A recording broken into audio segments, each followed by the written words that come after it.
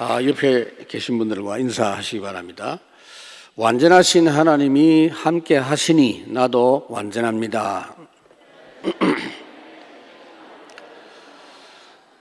여러분들이 지금 예수 믿고 신앙생활 하고 있는데, 내가 분명히 하나님의 자녀되고 구원받은 건 확실한데 내가 왜 이렇게 답답한지 모르겠다, 그런 분들이 있을 것입니다.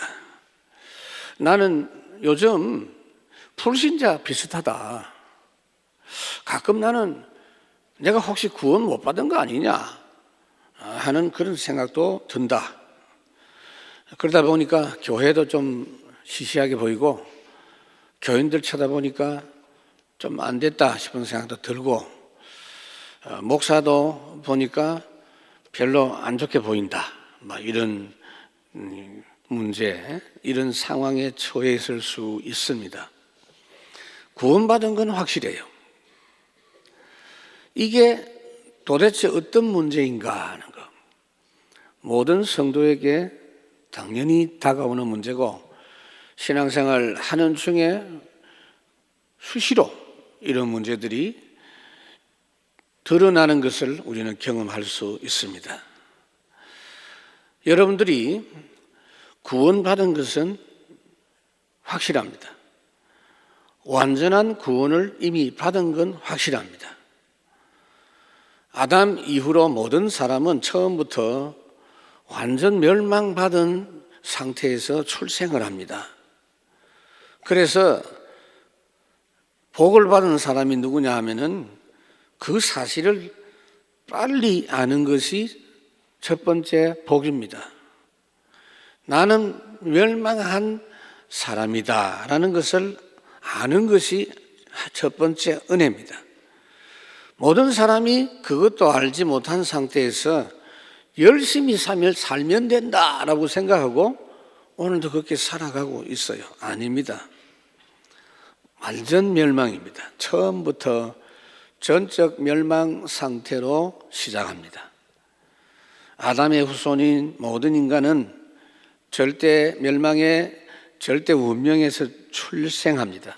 베드로전서 1장 18절에 보면 너희가 알거니와 너희 조상이 물려준 헛된 행실에서 대속함을 받은 것은 은이나 금같이 없어질 것으로 된 것이 아니요 오직 흠없고 점없는 어린 양 같은 그리스도의 보배로운 피로 된 것이라.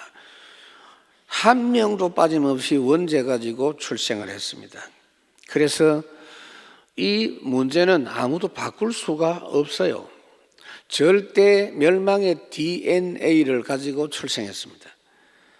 예레미야 13장에 보면 그걸 비유를 들었어요. 구서인이 그 피부를, 표범이 그 반점을 변할 수 있느냐?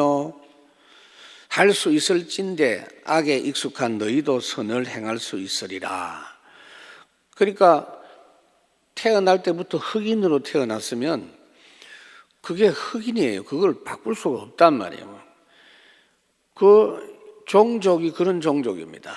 표범은 원래부터 반점이 있습니다. 그 DNA를 갖고 태어나듯이 우리 인생이 절대 불가능한 인생으로 출생한다는 겁니다. 그래서 요한복음 8장 44절에 예수님이 말씀하신 것은 우리 모두가 다 평생 마귀의 종노릇 할 수밖에 없는 그런 존재이고 그런 절대 신분이었습니다. 그래서 하나님은 그 부분을 절대 문제로 하시기 때문에 처음부터 하나님이 약속을 하셨습니다.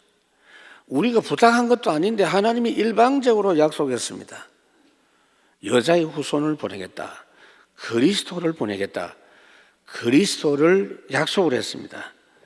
그래서 우리가 그 그리스도이신 예수님을 믿었습니다. 예수를 믿는 순간 우리는 그 절대 멸망 문제가 해결되는데 어느 정도 해결됐냐? 과거, 현재, 미래 문제 완전 해결받은 하나님의 구원입니다.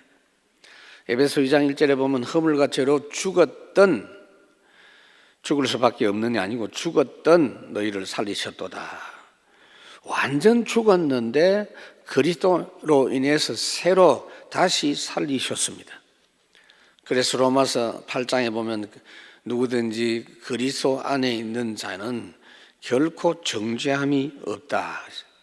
예수 그리스도의 생명의 성령의 법이 죄와 사망의 법에서 너를 해방하였다.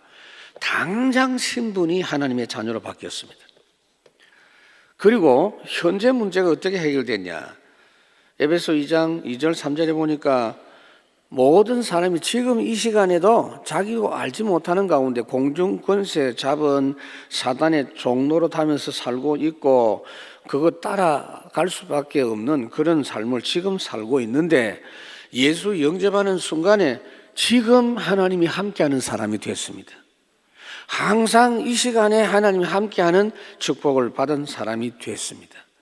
그럼 그게 현재 문제 해결이에요. 그래서 너희가 성전인 것과 너희 안에 성령이 가는 걸 알지 못하느냐? 세상 끝날까지 너희와 항상 함께 있으리라. 항상 하나님 함께 하시는 자녀의 권세를 가졌습니다. 미래 문제가 어떻게 해결됐느냐? 원래는요, 미래도 멸망할 미래를 가진 인생이었어요. 그런데 영원히 심판과 지옥 생활을 해야만 될 존재였는데 그 미래 문제도 해결됐어요. 지금 미래가 해결됐다고요. 요한복음 5장에 보니까 내가 진실로 너희에게 이르노니 이 말을 듣고 나 보내신 믿는 자는 앞으로 영생 얻을 거 아닙니까? 그런데 지금 영생을 얻었고 앞으로 심판받아야 되는데 지금 심판에 이르지 아니하나니 앞으로 천국 갈 건데 지금 사망에서 생명으로 옮겼느니라. 여러분들은 그런 사람입니다. 에베소 2장 6절 7절을 보니까 또 함께 일으키사 그리스도 예수 안에서 함께 하늘에 앉히시니 이는 그리스도 예수 안에서 우리에게 자비하심으로써 그 은혜의 지극히 풍성함을 오는 여러 세대에 나타내려 하심이니라. 여러분들은 지옥을 가기 싫어도 가야 될 사람입니다. 그래서 우리 예수 믿는 사람은 전적으로 예수 그리스도로 인해서 하나님 앞에 완전한 구원받은 하나님의 백성된 성도들입니다. 그런데 왜 이렇게 나는 힘든지 모르겠어요. 그런데 바로 그 문제를 오늘 본문에서 말씀하고 있어요. 구원의 삶이, 구원받은 하나님의 사람의 삶이 남았어요. 그거 회복하기를 하나님이 원하십니다. 이걸 어떻게 이해를 해야 되느냐 하면 하나님이 출애굽하는 이스라엘 백성들에게 유월절 피 바르라 그것만 말씀한 게 아닙니다. 유월절과 무교절을 같이 명령했어요. 그래서 출애굽기 12장에 보면은 그 피를 양을 먹을 집 좌우 문설주의 안방에 발라라. 그래서 문설주의 피를 발랐습니다. 그게 유월절이에요. 그런데 출애굽기 12장 15절에 보면 너희는 7일 동안 무교병을 먹을지니 그 첫날의 누룩을 너희 집에서 제하고 무릇 첫날부터 일곱째 날까지 유교병 먹는 자는 이스라엘 백성에게서 끊어지리라 그랬어요. 그러니까 여러분 출애굽할 때 유월절 절기 지킬 때 유대인들이 양 잡아서 그 피를 문설주에 발랐고 그 피 안에 있는 사람은 누구든지 죽지 않았습니다.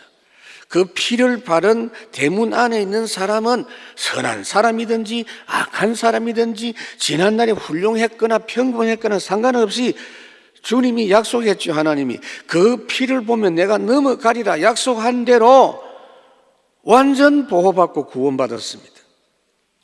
우리가 예수 그리스도 믿을 때에 그 피를 믿었기 때문에 하나님께서 어렵다 하시고 그 죄를 소멸하셔서 우리는 완전한 자가 된 것입니다. 말하자면 유월절 피발은 하루에 단번에 완전 구원 받았습니다. 그런데 왜 일주일 동안 무교절을 지키라 하느냐? 무교절이 뭐냐? 무교병, 누룩, 이스트 없는 빵을 만들어 먹으라 그 말이죠. 빵이 이리 부풀어야 맛이 있잖아요. 그게 무교병은 맛없어요. 근데 그거를 일주일 동안 뜯어 먹으라 그랬어요. 이게 뭐냐? 부풀지 않은 빵, 구별된 빵. 너희들이 세상 사람과는 다른 신분이고 그런 삶을 살아야 된다 그 말입니다. 더 나아가서 하나님은 나중에 새 절기를 지키라 그랬어요. 새 절기 지키는 게 저들의 신앙생활입니다. 말하자면 구원은 예수 영접하는 순간 단번에 받지만 신앙생활이 남아있어요. 신앙생활을 통해서 완전 구원의 축복을 완성하는 역사를 회복해라. 삶을 회복해라. 주님께서 완성하신 게 뭐죠? 사도행전 1장 1절 3절 8절 우리는 그거 붙잡고 신앙생활합니다. 구원받은 성도가 이제는 회복해야 될 성도의 삶이 남아있다 그 말이에요.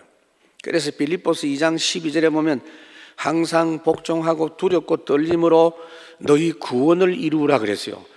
구원 아직 안 이루어졌나? 이렇게 생각할지 모르지만 구원받은 자가 구원받은 자의 삶을 찾아내고 회복해라 그 말이에요. 그래서 우리 성도의 삶은 그리스도와 항상 함께 해야 될 그런 삶입니다. 그래서 지난주까지 확실히 누려야 될 세 가지 비유를 통해서 교훈을 주셨습니다. 구원받은 성도의 삶이 어떤 거냐? 비유를 들어서 첫 번째로 세례 비유를 들었습니다. 세례가 뭡니까? 물 속에 들어갔다가 물 밖으로 나오는 겁니다. 물 속에 들어간 건 죽는 겁니다. 밖에 나온 것은 다시 살아난 겁니다. 주님과 함께 죽고 주님과 함께 산다는 겁니다. 내 죄는 예수님과 함께 매장되었고 예수님께서 부활하심으로 또 내가 그리스도 안에서 새롭게 된 존재다 그 말이에요. 그러니까 예수 믿는 사람을 하나님이 그렇게 봐주신다 그 말이에요. 그걸 내가 잊지 말아라 그 말이에요. 내가 항상 인정해야 된다 그 말이에요. 고린도후서 5장에 보니까 그런즉 누구든지 그리스도 안에 있으면 새로운 피조물이라. 이전 것은 지나갔으니 확인해라 보라 새 것이 되었도다. 두 번째가 뭐죠? 구원받은 성도의 삶은 종의 삶을 살아라. 과거에 우리가 죄의 종으로 살았기 때문에 그것을 벗어날 수 있는 힘도 그런 자유도 없었는데 하나님 우리를 구원하심으로써 거기서 해방받았어요. 그러나 해방받은 뒤에 내 스스로 살 수 있는 존재가 됐냐? 그것도 아닙니다. 내 혼자 살면 승리할 수가 없습니다.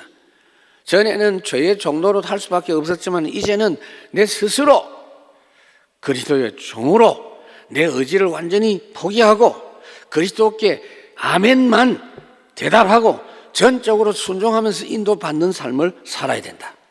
그래서 바울은 자기가 편지 쓴 서신서 첫 부분마다 자기가 그리스도의 종인 것을 자랑스럽게 소개했습니다. 로마서 1장 1절에 예수 그리스도의 종 바울이라, 갈라디아 1장에도 보니까 하나님을 기쁘시게 하는 그리스도의 종이라 그랬어요. 그렇게 신앙생활 하면 된다 그 말이에요. 종은요 다른 말이 필요 없어요. 예만 있다 그 말이에요. 여러분 신앙생활 하나님 앞에서 그렇게 하시길 바랍니다. 세 번째가 뭐죠? 결혼 비유입니다. 원래 율법 아래에 있던 우리가 은혜 대신 예수님께 결혼한 관계가 되어서 늘 그분과 함께하는 중에 열매 맺는 삶을 살 것을 교훈했어요. 바울이 그렇게 말했죠. 고린도후서 11장에 보면 우리가 구원받은 게 뭐냐? 예수님께 중매한 것이다. 내가 너희를 정결한 처녀로 한 남편이 그리스도께 드리려고 중매를 한 것이다. 그렇게 되죠. 그리스도와 함께 결혼 생활하는 게 신앙생활이다 그 말이에요. 그래서 오늘 14절에 보면 우리가 율법은 신령한 줄 알거니와 나는 육신에 속하여 죄 아래에 팔렸도다. 내가 행하는 것을 내가 알지 못하노니 곧 내가 원하는 것은 행하지 아니하고 도리어 미워하는 것을 행함이라 그랬어요. 반드시 변화되어야 될 성도의 삶이에요. 구원 받았는데 잘못된 각인 뿌리 체질 분명히 살아 있습니다. 여러분 오늘 이 내용은요 예수 믿기 전 과거의 상태를 말하는 것이 아니에요. 구원받은 뒤에 지금 현재 성도의 상태예요. 그러니까 14절 15절에 보면 시제가 뭐냐? 현재 시제로 돼 있어요. 옛날에 그랬다가 아니고 지금 내가 그렇다 그렇게 말하고 있어요. 하나님 말씀 따라 살아야 되겠다는 생각을 했는데 언제 그랬는지도 모르게 잘못된 삶을 내가 살고 있네요. 여러분들은 그렇지 않아요? 16절에 보면 만일 내가 원하지 아니하는 그것을 행하면 내가 이로써 율법이 선한 것을 시인하노니 그랬어요. 내가 잘못됐구나 하고 잘못된 삶을 살고 있는 자신을 인식했다가 말이에요. 자세히 보니까 17절에 이제는 그것을 행하는 자가 내가 아니요 내 속에 거하는 죄니라 그랬어요.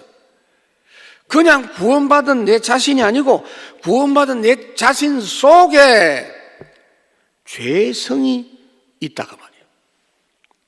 마치 6.25 전쟁 때 인천 상륙작전 하는 바람에 남쪽에 있었던 북한 군들이 미처 북쪽으로 못 올라가 가지고 중간에 차단돼 버리니까 남아 있었어요. 패잔병들. 구원이 완성이 안 됐다는 이야기가 아니에요. 완전치 않다는 이야기가 아닙니다. 하나님이 그 부분을 왜 남겨두셨는지를 생각하셔야 돼요. 하나님이 우리를 구원하실 때 우리 신분, 완전한 신분으로 바꾸실 때 우리 육신 체질까지도 완전히 바꾸셔가지고 전혀 죄짓지 않고 유혹도 받지 않는 상태로 천사 이상으로 그렇게 안 만드셨다는 거예요. 왜 그랬을까요? 그거 알면 돼요. 여러분, 이 부분은 참 중요합니다. 그 쓸데없는 고민하지 말고 오늘 본문 붙잡고 또 아닌 척도 하지 말고요. 그렇게 각인 뿌리 체질 이야기를 했는데 아이고 나는 그 말이 모르겠다 그렇게 이야기하지 마시고, 다윗이 이 부분을 놓고 이야기한 걸 보면 시편 59편에 원수들이 다윗을 죽이려고 하는데 다윗이 그걸 놓고 어떻게 기도합니까? 하나님 그들을 죽이지 마옵소서. 나의 백성이 잊을까 하나이다. 우리 방패 되신 주여, 주의 능력으로 그들을 흩으시고 낮추소서. 이 보세요. 이 말을 잘 살펴봐야 돼요. 아니, 자기를 괴롭히는 원수를 모두 죽여서 깨끗하게 되어서 전쟁이 다시는 없는 평안한 나라가 되게 해 주옵소서. 그렇게 기도하면 맞을 텐데 다윗이 그렇게 기도 안 하죠. 하나님은 그들을 죽이지 마옵소서. 왜요? 이유가 딱 있어요. 자기 때문에. 나의 백성이 하나님을 잊을까 하나이다. 이 땅에 사는 날 동안에 아무 문제 없으면 하나님의 백성이 하나님을 잊어버린다는 겁니다. 그래서 주의 능력으로 그들을 흩으시고 낮추소서 그랬어요. 없애소서 그게 아니에요. 흩으시고 낮추소서. 여러분들이 기도할 때 내 마음에 잘못된 죄성과 정욕을 모조리 뽑아내 주옵소서. 그렇게 기도하라고 말한 성경이 한 군데도 없어요. 하나님 이건 내 도저히 못 견디겠습니다. 없애주세요. 그렇게 가르친 적이 없어요. 베드로전서 2장에 보니까 너희 정욕을 제어하라 그랬지 뽑아내라 그렇게 안 했어요. 뽑아낼 수도 없고 없앨 수도 없어요. 왜 이렇게 하나님이 이런 걸 남겨두셨냐? 구원이 완전치 않는 거 아닌데 이거 왜 남겨두셨냐? 늘 계속해서 그리스도를 바라보라고 하는 것입니다.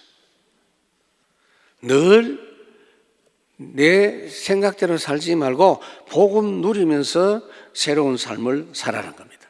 여러분들은 구원받은 뒤에 어떻게 살 것이냐? 항상 그리스도만 바라봐야 될 성도입니다. 이 땅에 사는 날 동안에 주의 나라 천국 갈 때까지는 항상 그리스도만 바라볼 수밖에 없도록 그런 조건을 남겨두셨어요. 18절에 보면 내 속 곧 내 육신에 선한 것이 거하지 아니하는 줄을 아노니 원함은 내게 있으나 선을 행하는 것은 없노라. 내가 원하는 바 선은 행하지 아니하고 도리어 원하지 아니하는 바 악을 행하는 도다. 선을 행하기를 간절히 원하지만은 그걸 행할 능력이 내게는 없다는 거예요. 그래서 원하는 것을 행하지 않고 지나고 보니까 어느새 내가 악을 행해버렸다는 이야기예요. 그러니까 20절에 만일 내가 원하지 않은 그것을 하면 이를 행하는 자는 내가 아니요 내 속에 거하는 죄니라. 우리 속에 두 가지의 자기가 있다는 거예요. 하나님 말씀 따라 살고자 하는 자기가 있고, 또 육신의 옛사람을 따라 살고자 하는, 하나님 말씀 대적하에서 살고자 하는 자기가 있다는 거예요. 어떤 사람은 이런 안타까운 상태를 보고 내가 아무래도 구원 못 받은 것 같다, 그렇게 말하는 분들이 있어요. 아닙니다. 오히려 거꾸로입니다. 그런 탄식을 하고 그런 아픔이 있는 사람은요, 구원 받았기 때문에 그걸 느끼는 거예요. 새 생명이 있기 때문에 그 탄식을 하는 겁니다. 새 생명이 없다면 그 가책도 없습니다. 구원받아서 살아 있으나 내가 약하다는 것을 알아라, 그 말이에요. 하나님과 함께하는 새로운 나를 더 힘있게 회복해야 된다, 그 말이에요. 다시 정리해 보십시다. 우리가 예수를 영접합니다. 영접하는 자 곧 그 이름을 믿는 자에 하나님의 자녀가 되는 권세를 주셨다 그랬죠. 그러니까 자녀만 돼가 안 되고 그 권세까지 회복하라, 그 말이에요. 내가 너희를 부른 것은 마가복음 3장에 보니까 너희와 함께 있기 위함이고 전도도 하고 마지막에 뭐죠? 귀신을 쫓는 권세도 있게 하려 하심이니라. 그까지. 그래서 오직 성령이 너희에게 임하시면 너희가 권능을 받고 증인 되도록 되어야 된다. 하나님이 그렇게 주시겠다 그랬어요. 그래서 21절에 그러므로 내가 한 법을 깨달았노니 곧 선을 행하기 원하는 나에게 악이 함께 있는 것이로다 그랬어요. 항상 그리스도 안에서 그리스도께서 완성하신 전도자의 삶을 회복하도록 해야 된다는 거예요. 그 속에서 모든 일이 다 벌어집니다. 그래서 세 번째로 결국은 하나님은 그걸 통해서 세계 복음화할 전도자로 승리할 성도가 되게 해 주십니다. 여러분, 그리스도 아니면 세상 이길 수 없는 성도입니다. 그리스도께서 하나님 만나는 길을 여셨습니다. 내가 곧 길이요 진리요 생명이니 나로 말미암지 않고는 아버지께로 올 자가 없느니라. 또 모든 죄를 다 짊어지시고 대속하셔서 다 이루었다 그랬어요. 사단을 꺾고 다 문제를 해결했습니다. 마귀의 일을 멸하려 하심이라 그랬어요. 그런데 여러분 보세요.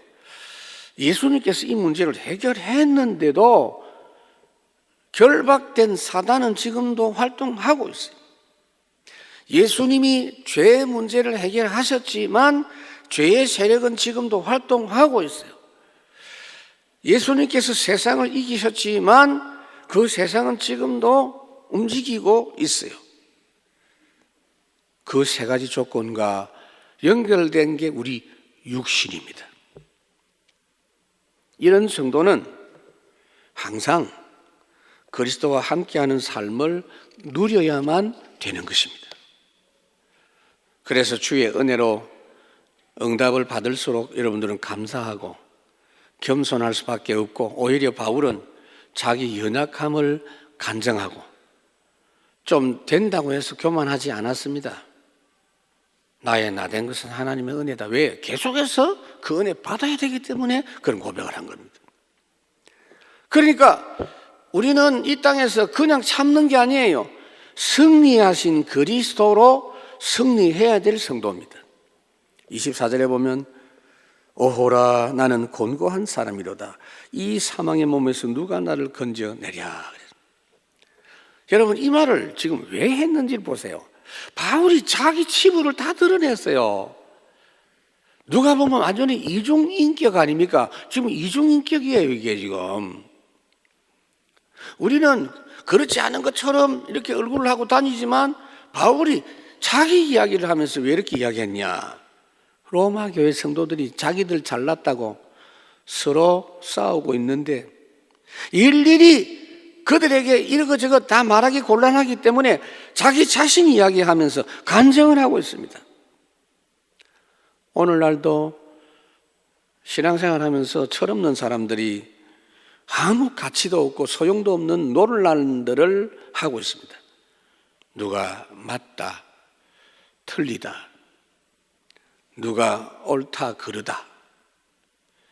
여러분, 그 어떤 말이든지 그것은 맞는 말이 아닙니다.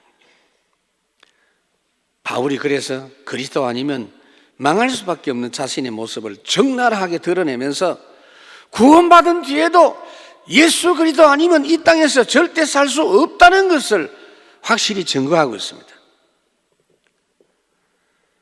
여러분들은 자격이 있습니다. 구원받은 뒤에 그리스도께서 완성하신 전도자의 삶을 찾아 누릴 자격이 있습니다. 이것이 하나님의 특별한 계획이에요. 그래서 완성하신 주님, 성천하시면 되는 주님이 40일 동안 성천 안 하시고 부활하신 영화로운 몸을 갖고 이 땅에 계시면서 제자들에게 그 사실을 가르쳐 주신 겁니다. 40일 동안 가르쳐 준 내용은 바로 이 전도자의 삶에 대한 부분이에요. 그래서 우리는 항상 복음 집중, 성령 인도하심 따라 하나님 나라의 완전한 응답으로만 살아야 됩니다. 너희가 세상에서 환난을 당하나 담대하라. 내가 세상을 이기었노라. 하늘과 땅의 모든 권세를 내게 주셨으니 그랬어요. 빌립보 2장에 보니까 모든 이름 위에 뛰어난 이름을 주셨는데 그 이름 앞에 하늘에 있는 자, 땅에 있는, 땅 아래에 있는 자가 다 무릎을 꿇는다 그랬어요. 그 이름으로 기도해서 승리하도록 해주신 것입니다. 하나님은 결국은 우리를 전도자의 삶을 회복해서 세계 살릴 능력이 있는 전도자가 되게 해주시는 겁니다. 25절에 보니까 우리 주 예수 그리스도로 말미암아 하나님께 감사하리로다. 그런즉 내 자신이 마음으로는 하나님의 법을, 육신으로는 죄의 법을 섬기노라 그랬습니다. 우리가 사는 이 땅은 완벽하지 않습니다. 시간이 지날수록 멸망의 조건들로 가득 차게 돼 있어요. 그게 마태복음 24장에 나와 있잖아요. 시간이 가면 갈수록 세상이 어려워지고 계속 재해가 생기고 전쟁도 일어나고 사람들도 자꾸 이상해진다 그랬어요. 디모데후서 3장에 보면 사람이 갈수록 악해지고 짐승보다 더 이상한 사람들로 자꾸 바뀌어진다 그랬어요. 또 세상은 영적 문제와 흑암의 역사 갈수록 심각해진다 그랬어요. 그러나 하나님은 시대 살릴 전도자의 전도 사역 중심으로 말세의 역사를 진행하십니다. 그게 마태복음 24장 14절이에요. 아무리 세상이 시끄러워도 모든 민족에게 천국 복음이 전거되어져야 되고 그게 다 이루어질 때 그제야 끝이 오고 주님도 오신다.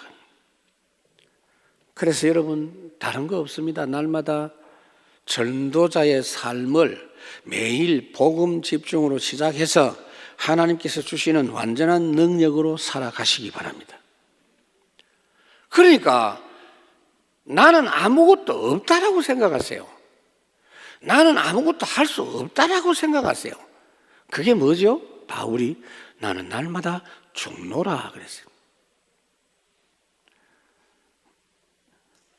요한복음 13장에 보니까 예수님께서 제자들의 발을 씻기려고 할 때 베드로가 아이고 감히 우리가 어떻게 주님 앞에 발을 내밀겠습니까? 이 발을 안 내밀면 너희들이 나하고 아무 상관없다 그러니까 그렇으면 그러면 내 발만 씻지 말고 내 몸도 다 씻어주세요. 주님이 뭐라고 했습니까? 이미 목욕한 자는 발밖에 씻을 필요가 없다. 여러분들이 이미 구원받은 것은 완전해요. 신분은 완전해요. 그런데 여러분들의 부족한 부분에 마음 빼기지 말고 그리스도께서 이미 모든 문제 해결하셨고 항상 때를 따라 함께 하시는 완전한 인도와 응답이 있기 때문에 날마다 그 전도자의 삶만 챙기면 되는 것입니다. 어려운 게 아니고 세상에서 제일 쉬운 겁니다. 다윗이 원수의 목전에서 내게 상을 차려주시고 그랬거든요. 저는 그거 보면서 참 잘 깨달았다.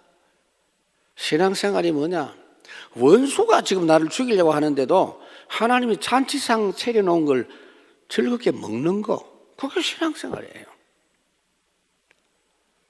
오해하지 마세요. 찾아내시기 바랍니다. 주님이 이번 주간도 잔치상을 차려놨습니다. 날마다 주님이 배설해 놓으신 잔치상 먹는 그런 삶이 되어져야 됩니다. 말씀을 맺겠습니다. 틀린 논란 하지 마세요.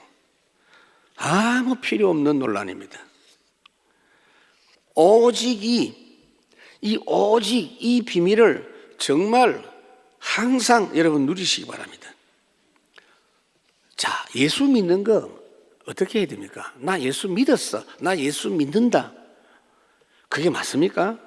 항상 믿고 누려야 될 비밀이 예수 믿는 겁니다. 예수 믿는 거는 계속 되어져야 돼요. 하나님 오늘도 이 오직이 회복되게 해 주옵소서. 성찬식을 통해서 여러분들에게 이 오직의 축복이 회복되는 귀중한 시간이 되기를 바랍니다. 우리가 축복하는 바 축복의 잔은 그리스도의 피에 참여함이 아니며 우리가 떼는 떡은 그리스도의 몸에 참여함이 아니냐. 떡이 하나요 많은 우리가 한 몸이니 이는 우리가 다 한 떡에 참여함이라. 주님, 오늘 저희들이 참으로 안타까운 두 가지 내 자신을 놓고 갈등해야 될 수밖에 없는 저희들인데 주님은 이것을 통해서 우리가 계속해서 주님을 바라보게 함으로 주님이 주시는 완전한 전도자의 삶을 회복해서 세계 살릴 전도자 되게 하심을 오늘 믿고 그 믿음 회복하고 날마다 내 자신 단 한순간도 주장하지 말고 오직 주께서 주시는 은혜와 응답을 찾아내는 저희들 되도록 놓치고 있는 오직이 성찬식을 통해서 회복되게 해 주옵소서. 우리 주 예수 그리스도 이름으로 기도하옵나이다. 아멘.